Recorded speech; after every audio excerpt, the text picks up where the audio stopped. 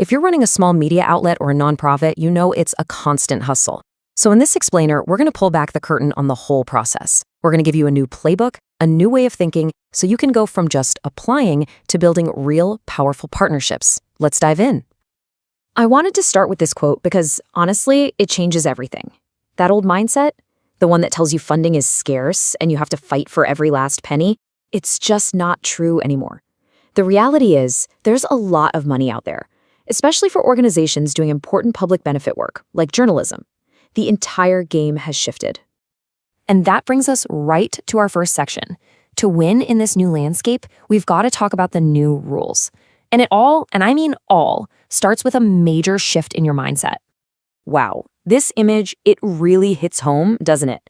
For way too long, fundraising has felt exactly like this. You know, like you're holding out a bowl, just begging and hoping someone, anyone, will take pity on you. That whole approach, it's not just depressing, it's also just plain ineffective today. So let's just lay it all out. The old way was all about begging, about coming from this place of scarcity. The new way? It's about partnership. It's about seeing the abundance of opportunities and strategically building relationships, not just sitting back and passively asking for a handout. It's a total transformation. And that leads us to what is, without a doubt, the single biggest takeaway from this entire explainer. Your core strategy, your number one focus, has to be on relationships, not just applications. It's a fair question, right? We're all stretched thin, and filling out forms can feel like you're actually doing something concrete. But what's the real-world difference? How much does knowing someone, having that connection, actually move the needle? Well, the answer might just blow you away. Just look at this. The numbers don't lie. A cold application, one you just send out into the ether with no prior contact, has maybe a 20 to 25% chance of success. But a proposal that grows out of an established relationship, your success rate absolutely skyrockets to 70, even 80%.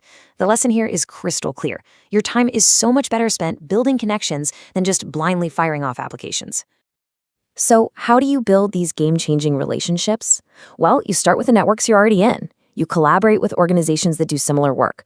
You know, the source material talks about this synergy model where media groups actually team up. And yeah, I know, sometimes you're technically competitors, but being transparent and sharing opportunities, it makes everyone stronger. Most of these grant calls are public anyway, so why not help each other out? Okay, so we've got the how down. Now let's talk about the what. What are you actually asking for? I want you to think about it like a menu, because not all money is the same. Every type of funding has its own unique flavor, and, you guessed it, its own strings attached. First up on the menu is the big one, organizational grants. These are the grants that can fund your core operations, help you hire staff, and really make your work feel legitimate. But they're also the most demanding type of funding you can get.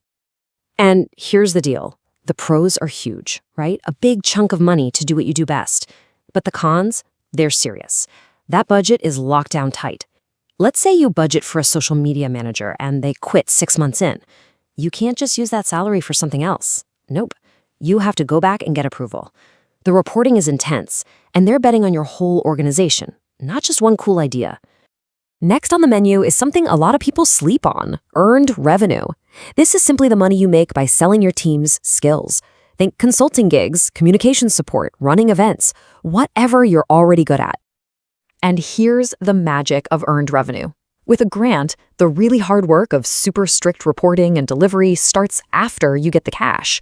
With earned revenue, you do the work first, you provide the service, and then that money is yours. It's completely unrestricted. Once it hits your bank account, you can use it for rent, for salaries, for coffee, whatever you need. That kind of flexibility is a massive, massive win. And finally, let's talk about patronage. This is when one very wealthy person or company decides they love what you do and wants to fund your whole operation.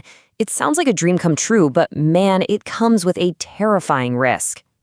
The pros are super tempting. We're talking huge donations with way less paperwork.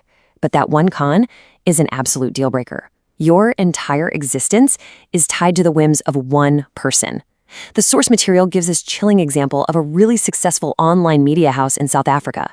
They had one patron, and when that one person decided to pull their funding, the whole thing, 20 journalists, a critical news source, it all just vanished overnight. Okay, so we've shifted our mindset. We've looked at the menu of money. Now it's time to get practical. Let's build your toolkit for actually finding these opportunities and, this is just as important, keeping track of them all. One of the biggest questions I hear is, okay, but where do I even find these grants? Well, here you go. These websites are absolute gold mines for funding opportunities. And here's my pro tip for you. It'll save you so much time. Sign up for their free newsletters. Just do it. Let the opportunities come to you.